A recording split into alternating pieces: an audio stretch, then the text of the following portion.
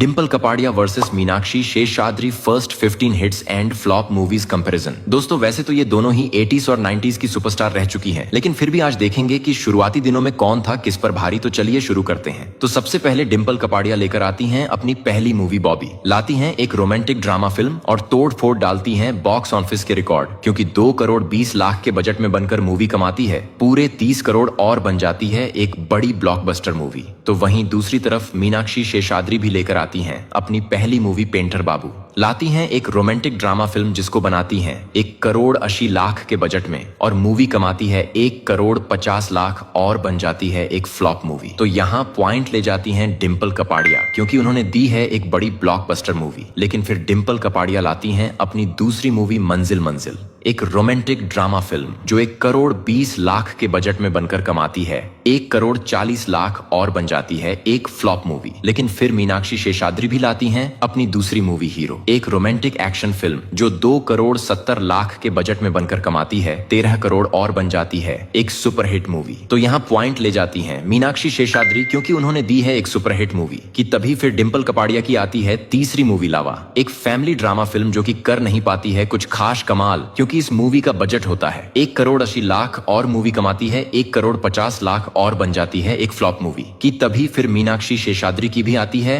तीसरी मूवी 2 गुलाब, एक romantic drama film जिसका बजट होता है 1 करोड़ 50 लाख और मूवी कमाती है 1 करोड़ 60 लाख और बन जाती है एक फ्लॉप मूवी। तो यहाँ दोनों को मिलता है बराबर पॉइंट, क्योंकि दोनों ने दी है फ्लॉप मूवीज। और फिर डिम्पल कपाड़िया लेकर आती हैं अपनी चौथी मूवी एतबार। लाती हैं एक रोमांटिक थ्रिलर फिल्म जो गिरती है बॉक्स ऑफिस पर औंधे मुंह, क्योंकि 1 करोड़ के बजट में बनकर मूवी कमाती है 1 करोड़ और बन जाती है एक फ्लॉप मूवी। तो वहीं दूसरी तरफ मीनाक्षी शेषाद्री भी लेकर आती हैं अपनी चौथी मूवी लव मैरिज। लाती हैं एक फैमिली ड्रामा फिल्म जिसको बनाती हैं पूरे 2 करोड़ के बजट में और मूवी कमाती है 1 करोड़ 80 लाख और बन जाती है एक फ्लॉप मूवी। तो यहाँ दोनों को मिलता है बराबर पॉइंट, क्योंकि दोनों ने दी है फ्लॉप मूवीज। लेकिन फिर डिम्पल कपाड़िया लाती हैं अपनी 5वीं मूवी अर्जुन, एक एक्शन थ्रिलर फिल्म जो 2 करोड़ के बजट में बनकर कमाती है 8 करोड़ 50 लाख और बन जाती है एक सुपरहिट मूवी। लेकिन फिर मीनाक्षी शेषाद्री भी लाती हैं अपनी 5वीं मूवी होशियार, एक एक्शन कॉमेडी फिल्म जो 1 करोड़ 70 लाख के बजट में बनकर कमाती है 4 करोड़ और बन जाती है एक हिट मूवी। तो यहाँ पॉइंट ले जाती हैं डिम्पल कपाड़िया,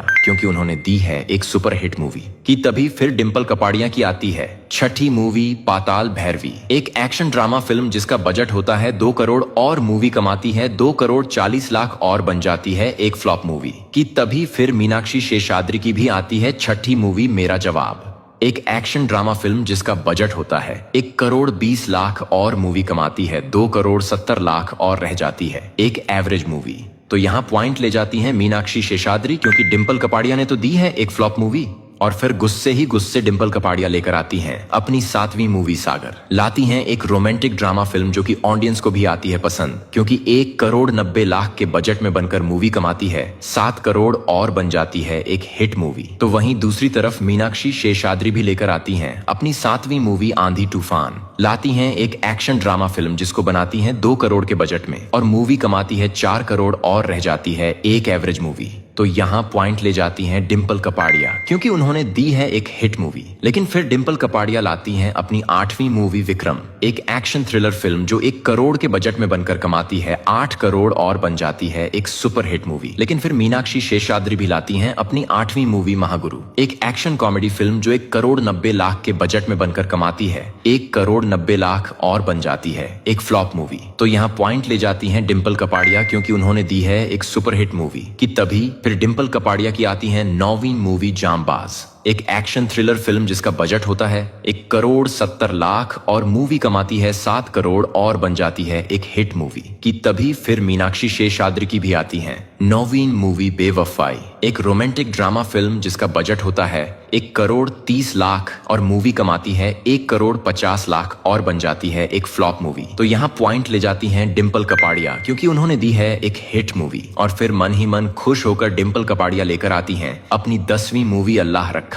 लाती हैं एक एक्शन ड्रामा फिल्म जिसको बनाती हैं 1 करोड़ 50 लाख के बजट में और मूवी कमाती है 1 करोड़ 40 लाख और बन जाती है एक फ्लॉप मूवी। तो वहीं दूसरी तरफ मीनाक्षी शेषाद्री भी लेकर आती हैं अपनी 10वीं मूवी महाशक्तिमान। लाती हैं एक एक्शन ड्रामा फिल्म जो गिरती है बॉक्स ऑफिस पर औंधे मुंह, क्योंकि 1,80,00,000 के बजट में बनकर मूवी कमाती है 1,50,00,000 और बन जाती है एक फ्लॉप मूवी। तो यहाँ दोनों को मिलता है बराबर पॉइंट, क्योंकि दोनों ने दी है फ्लॉप मूवीज।